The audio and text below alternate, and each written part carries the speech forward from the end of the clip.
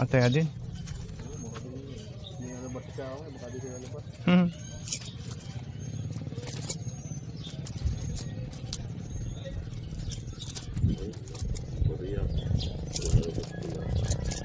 Parang may porte dito.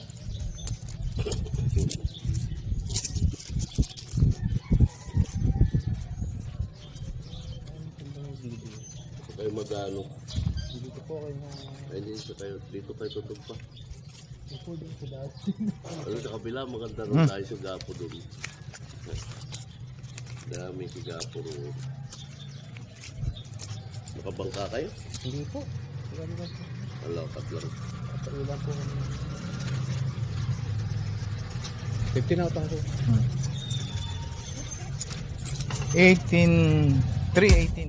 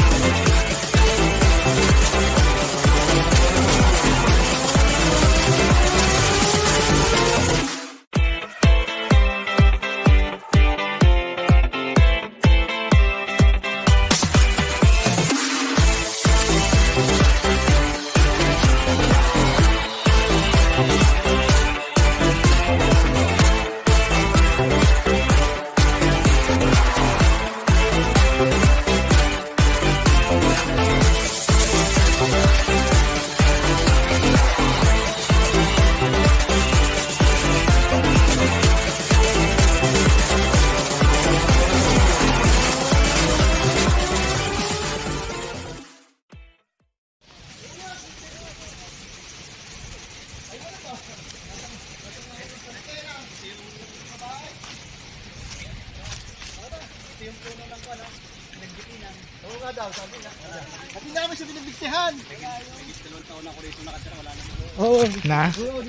Saan ka nagbikti? Ha? Totoo yun, totoo. Hindi tayo sa pagbalik-abot kasama ron, pagbalik ko. Yung anong magkano kay Kuya Ray. Hindi ka nang kasama ron. 2,000 pa ako rin. Wala ko hindi kasama ron ng kapatid ni Renato. Sinabol ko yung baka kahapon, kambing.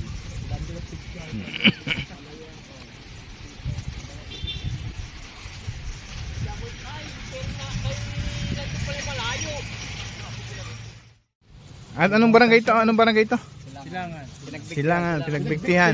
Bakit pinagbigtihan? Oy, mayroon Maron lang ang kamo. Ano mo yung research mo si Eric Horanyo? Yan. Eric. Vlogger din ako. Ganun. Ang saan nagbigti? Ito daw, yan. Itong punong to nakatumba. Dito nagbigti. Hindi ko alam, bahala na kung sino nagbigti na yon. Rest in peace na lang. February 11, 2004. Nagbigti. Piyesta ng Barangay 4. Pero ano, baka gano'n pala, lapat sa lupa. Ano lang, ganyan lang ka ano. Ang ginamit ay yung tali ng bag. Estudyante yun ay. Naku. Patay. Yung ano yung sa alisira na yung tiad na. Kasi pagkikita ka, kahit yung nakasakit ng lupa mo, ang tendency mo, matanggal mo yung puwan mo ay hanggang sa mahigpit na yan. High school. White man. Nagtampo sa ina. Naku. Nangihingi raw ng pulutan. Lalaki siguro. Style sa Barangay 4. Lalaki? Lalaki. Nangihingi raw ng pulutan ay hindi binigyan. Nagtampo. Yan, dito kami tutulog. Sila ay doon. Si Consiel Marco. Maiba naman. Mamaya maiba kung sinong pararamdaman nagbigti. Dito ko na lang ilalagay itong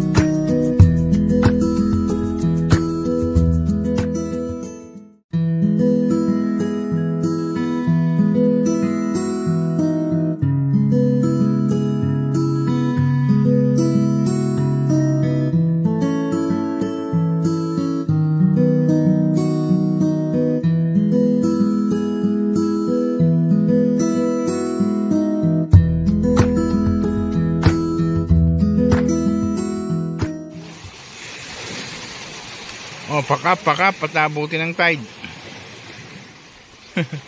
Kukunti na.